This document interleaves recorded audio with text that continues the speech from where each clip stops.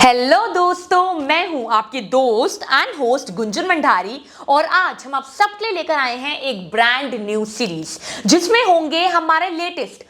अरे भैया, हमारे लेटेस्ट क्यों, हमारे हर एक पॉडकास्ट से कुछ इंटरेस्टिंग, कुछ धमाकेदार हाइलाइट स्पेशली आप सभी लोगों के लिए। यस, स्पेशली आप सभी लोगों के लिए। और ये छोटी छोटी क्लिप्स केवल आपको एंटरटेनमेंट ही नहीं देंगी, केवल आपको एंटरटेन ही नहीं करेंगी, लेकिन उसी के साथ ही आपको देंगी नए आइडियाज और नए पर्सपेक्टिव्स का एक ग्लिम्स भी, का एक नया बैंगर भी। तो थोड़ा, अरे भैया थोड़ा क्यों, पूरा सोचो और नए आइडियाज, नए विचारों को समझो और उसी के साथ साथ अपने नए पर्सपेक्टिव्स को ब्रॉडन करो, को और उभारो। और अगर आपको हमारी ये छोटे छोटे क्लिप्स के ये छोटे छोटे धमाकेदार हाइलाइट्स पसंद आते हैं, जो कि हमारी टीम पूरे विश्वास, पूरे भरोसे के साथ कह सकती है कि आपको जरूर पसंद आएंगे, तो YouTube पर जाकर हमारा फुल फ्लेश पॉडकास्ट देखना मत भूलिए। तो बिना किसी देरी के हमारे साथ इस ज्ञान की जर्नी में जुड़ जाइए, क्योंकि मैं भी बहुत एक्साइटेड हूँ इंटरेस्टिंग हाइलाइट्स को देखने के लिए। और आप जाकर हाइलाइट्स को देखिए एंड नए पर्सपेक्टिव्स की तरफ अपना पहला कदम बढ़ाइए। मैम, जैसे आपने टैरो कार्ड रीडिंग की बात करी, हम उसी विषय पर आज बात करने आए हैं। तो बेसिकली अगर मैं अपनी बात करूं, मैं ऑडियंस की बात करूं, तो काफ़ी लोगों को टैरो कार्ड रीडिंग और एस्ट्रोलॉजी में लगता है कि दोनों सेम है या कुछ डिफरेंट है। क्या है, मतलब दोनों डिफरेंट है या सेम है, क्या है?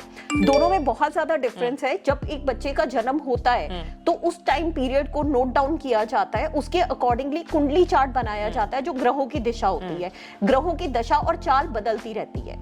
टैरो बेसिकली पिरामिड की ममीज के टाइम से चला आ रहा है। पहले टाइम में इसको डायरेक्शन के तौर पे यूज किया जाता था। टैरो बेसिकली वर्क करता है आपकी इंट्यूशन पावर्स के ऊपर। अगर आपने नोटिस किया होगा तो ये कहा जाता है कि महिलाएं ही टैरो किया करती थी पहले जमाने में, पुरुष नहीं करा करते थे? नहीं किया करते। उसका क्या कारण था? क्योंकि फीमेल्स के पास सिक्स सेंस पावर बहुत ज्यादा होती है। फीमेल्स को आने वाली चीजों की जजमेंट बहुत जल्दी होती है, उनकी ऑब्जर्वेशन पावर बहुत ज्यादा होती है। दैट्स व्हाई उनकी इंट्यूशंस बहुत ज्यादा एक्यूरेट जाती है। इसीलिए टैरो को महिलाओं के साथ जोड़ा गया है। दूसरी चीज, टैरो बेसिकली एंजल से कनेक्ट होता है, जो हम कहते हैं गार्जियन एंजल्स भी हैं हमारे। तो कहीं ना कहीं उनके साथ आपका कम्युनिकेशन रहता है, उनकी ब्लेसिंग्स रहती है, वो ही आपको रीडिंग में हेल्प और गाइड करते हैं। गार्जियन एंजल्स, जो आपने गार्जियन एंजल्स बताया, उसका क्या मतलब है? जिन्हें हम एस्ट्रोलॉजी में पितृ कहते हैं। पितृ? जी, गार्जियन एंजल्स, जिनकी आत्माएं आपसे जुड़ी होती हैं, जो कभी जो आत्माएं होती हैं। जी, जैसे किसी पर्सन की डेथ होती है, वो कभी भी इमीडिएटली 10 दिन में जन्म नहीं ले लेगी आत्मा। रूह जो है वो ब्रह्मांड में घूमती है। हमें पता है कि रूह एक नश्वर चीज है जिसका कभी अंत नहीं होता, और एक से दूसरा जन्म होना भी लाजमी है। जो उस टाइम पीरियड के अंदर का जो टाइम होता है, वो एंजल्स हमें ब्लेसिंग्स देते हैं, हमें गाइड करते हैं। बहुत सारे लोगों के मुंह से आपने सुना होगा कि मुझे मेरे सपने में दादाजी दिखे, आज मुझे मेरी नानी दिखी, वो मुझे आज ये दे के गई या मुझे कुछ कह के गई है। तो उसके पीछे का तथ्य क्या होता है कि वो इनडायरेक्ट वे के अंदर आपसे कनेक्ट होते हैं। वो कुछ पर्टिकुलर चीजें आपको पहले आगाह करके चले जाते हैं कि ये घटनाएं होने वाली हैं। इसी को सिक्स सेंस कहा जाता है, और टैरो भी बेसिकली इसी चीज से कनेक्ट है, जिसे हम गार्जियन एंजल्स का नाम दे देते हैं। जैसे आपने बोला कि सपने में आते हैं, तो ये होता है कि अगर बेसिकली कोई भी, अगर मान लो अगर मेरी दादी नहीं है आज के समय पर, तो अगर वो मेरे सपने में आ रही हैं बार बार, मतलब कॉन्स्टेंटली आ रही हैं, सबसे पहला क्वेश्चन तो ये कि क्या वो अभी भी आत्मा के रूप में यहाँ पे भटकती हैं, या वो किसी और लाइफ में जा चुकी हैं लेकिन फिर भी आ रही हैं? क्या रहता है इसमें? जब तक उन्हें सेकंड लाइफ नहीं मिलेगी तब तक वो रूह हैं। वो तब तक ही सपने में आ सकती हैं, आपसे इंडिकेट तभी तक कर सकती है, कम्युनिकेट, जब तक वो दूसरा जन्म नहीं लेती। दूसरा जन्म लेने के बाद रूह को याद नहीं होता पहला जन्म। बहुत कम केस होते हैं जिसे हम रीबर्थ केस सुनते हैं, कि एक बच्चे को पैदा होते ही उसका अगला जन्म 7 साल के बाद याद आया। तो उसने 7 साल का टाइम लिया, 7 साल में उसको नहीं याद था। तो कहने का मतलब ये होता है कि 99% लोग भूल जाते हैं कि उनका पिछला जन्म क्या था। तो मतलब कि अगर आत्मा है, मतलब उसने अगर कहीं और जन्म नहीं लिया है, तभी वो सपने में आ रही हैं। बिल्कुल, तभी वो आपसे कनेक्ट है, आपको गाइड कर रही हैं, आपको प्रोटेक्ट कर रही हैं। बहुत सारी ऐसी आपने किस्से सुने होंगे, माँ की डेथ हो गई तो बेटी की भी डेथ हो गई इंसिडेंट के अंदर। एक्सीडेंट में 2 डेथ इकट्ठे हुई। उसको सोल कनेक्शन बोला जाता है, उसको ट्विन फ्लेम कहा जाता है, जिसके बिना आप रह ही नहीं सकते। कुछ पर्सन आपको लाइफ में मिलते हैं जिनसे मिलने के बाद आपको लगता है कि इससे बात करके लगा ही नहीं कि हम पहली बार मिल रहे हैं। बहुत लोग कहते हैं जी, तो उसके पीछे रीजन ये होता है कि आपको नहीं पता आपका पिछले जन्म का कोई सोल कनेक्शन है। दैट्स वाई आप दोनों कंफर्ट जोन में आए हो। और किसी किसी का ऐसा होता है कि 2 साल बाद कनेक्ट हुए, 3 साल बाद कनेक्ट हुए, बट उनके साथ सेम फील होता है, लगता नहीं कि गैप आया है। उसके पीछे का रीजन भी क्या रहता है? यही रहता है कि आप दोनों एक दूसरे के बगैर नहीं रह सकते थे, आप दोनों के कर्मास कनेक्ट थे, पिछले जन्म का कुछ गहरा रिश्ता था, इसीलिए आप दोनों को एनर्जीज बार बार मिला रही हैं। मतलब ये डेस्टिनी प्री प्लान रहती है। बिल्कुल, आप जो भी आप करते हो, आपके जो जन्म की पूरी रचना है, घटना है, इसको आकाशिक रिकॉर्ड का नाम दिया जाता है। वो क्या होता है? 7 जन्म का एक रिकॉर्ड। जैसे हम कहते हैं ना, किसी इंसान की डेथ हो जाती है तो पूरा बही खाता तैयार होता है, चित्रगुप्त आते हैं और आपके अच्छे कर्म और बुरे कर्मों का हिसाब किया जाता है। तो वैसे ही आकाशिक रिकॉर्ड्स होते हैं। जो भी आपकी एनर्जीज है वो यूनिवर्स में, ब्रह्मांड में जाती है। इससे सोल से कनेक्ट होके उनकी परमिशन ली जाती है और आपके जन्म के दिमाग के अंदर जो सवाल है, मेरे साथ ऐसा क्यों हुआ, मेरे साथ ये इंसान ने ऐसा गलत क्यों किया, या मेरी लाइफ में ये घटना क्यों घटी, तो उसके पीछे सवाल के आकाशिक रिकॉर्ड होता है। ये जहां क्वेश्चन मार्क आता है, उन सवालों में हम जाके गहराई में जाके हमें पिछले 7 जन्मों के बही खाते खोलने होते हैं और हमें उस सवाल का जवाब मिलता है, जिसको आकाशिक रिकॉर्ड कह के हम सामने वाले को बताते हैं कि आपका इस जन्म का उद्देश्य ये है। तो जो आप सोल आपने जन्म लिया, उसके पीछे का एक मोटिव है। उस मोटिव को जब तक आप गहराई तक नहीं सीख लेते, या जब तक आप उस लेसन को नहीं लर्न कर लेते, तब तक आपकी लाइफ का दूसरा चैप्टर नहीं शुरू होगा।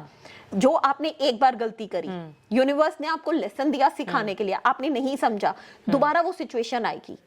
आपको हर चैप्टर में कुछ लर्न करना है। इसीलिए तो कहा जाता है कि अंतिम समय तक इंसान सीखता है। आपने ये भी किस्सा सुना होगा कि परिवार के अंदर सब लोग नॉर्मल है, एक बच्चा अलग सा पैदा हो गया। अरे ये तो हमारे परिवार का लगता ही नहीं है। नहीं, फिर नॉलेज वाला भी हो सकता है। अच्छा, ज्यादा इंटेलिजेंट हो जाए या फिर सोच विचार ही अलग हो। कई सिख फैमिली में ब्रह्मांड टाइप बच्चा पैदा हो गया, जो हिंदू धर्म में इंटरेस्ट दिखाता है, पूजा करता है, हनुमान चालीसा का जाप कर रहा है, मंदिर जा रहा है, शिवलिंग की पूजा कर रहा है, अगर कोई चाहे तो किसी भी बैकग्राउंड या कम्युनिटी का हो वो। हाँ जी, मैंने बोला सिख धर्म में अगर ऐसा बच्चा पैदा हो जाए तो फिर क्या कहा जाएगा कि ये हमारे परिवार का है ही नहीं, ये किस पे गया है। तो उसके पीछे रीजन है कि उस सोल ने पिछले जन्म में इन्हीं गॉड से कनेक्शन था और ब्रह्मांड का उनका गहरा संबंध था। दैट्स वाई वो इस जन्म में भी वहां जा रहा है, क्योंकि उसको परमात्मा से प्यार है। उसकी आत्मा परमात्मा में लीन है। वो खुद बताना चाह रही है आत्मा कि मैं आप लोगों से अलग हूं। तो सब मतलब प्री प्लान्ड और डेस्टिनी प्लान्ड रहता है। बिल्कुल, काफी हद तक कर्मास जो है और मैनिफेस्टेशन है, चीजों को चेंज कर सकती है। कहते हैं ना, अच्छे कर्म करने से भगवान भी आपके दुख तार देता है।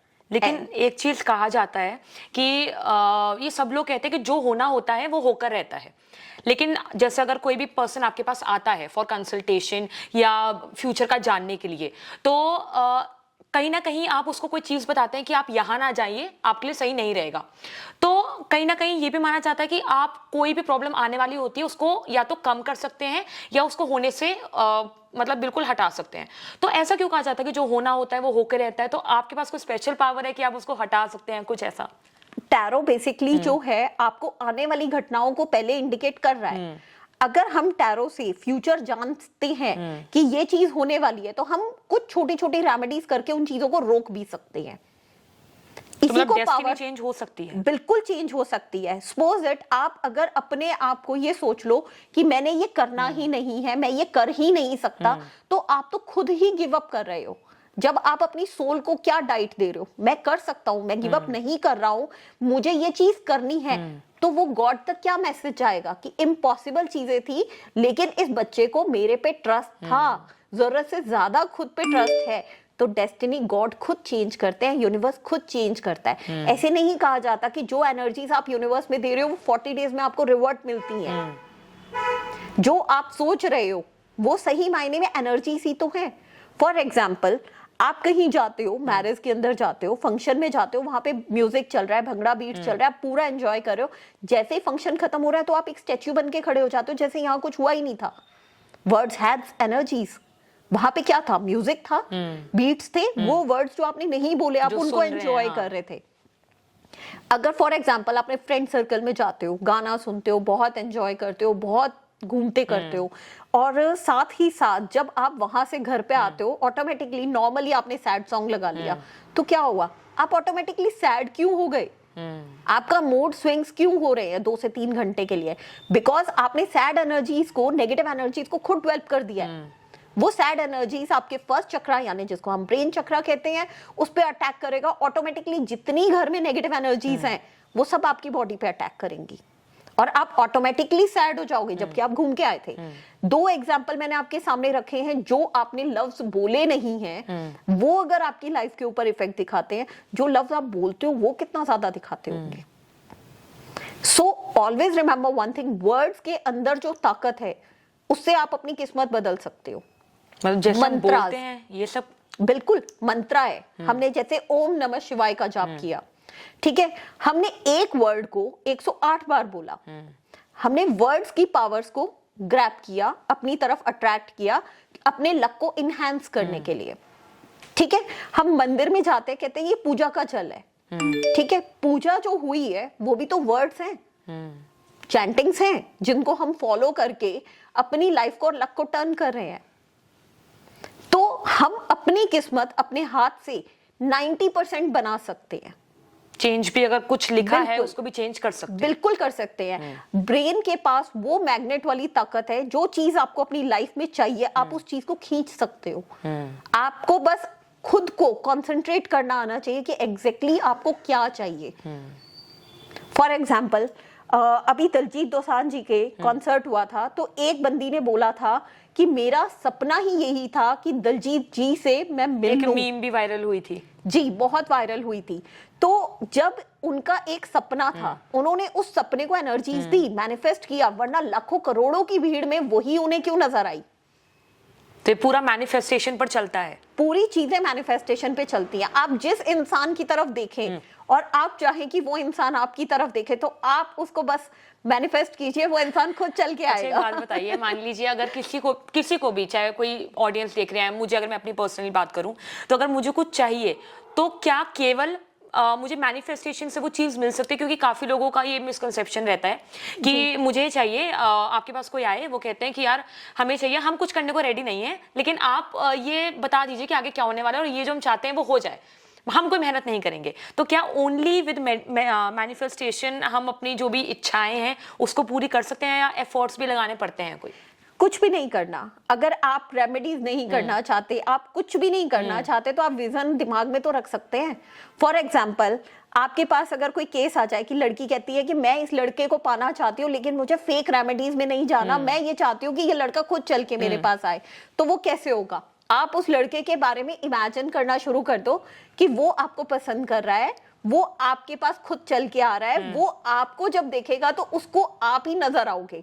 तो ये अगर आप विजन अपने दिमाग में डाल रहे हो तो ये मैनिफेस्टेशन में कन्वर्ट होगी और डेफिनेटली वो लड़का खींच के खुद आपके पास आएगा। ये सच है, ये होता है, ये एग्जैक्टली होता है। और 90% लोगों को मैंने मैनिफेस्टेशन से उनके लवर से मिलाया है। पता नहीं जो लोग देख रहे हैं कहीं वो सोचे कि अब जो लड़कियां देख रही हैं कि हाँ अब मैनिफेस्ट करेंगे, कोई भी क्रश वगैरह है तो वो आ जाएगा, ऐसा होता है? बिल्कुल होता है, 101% होता है।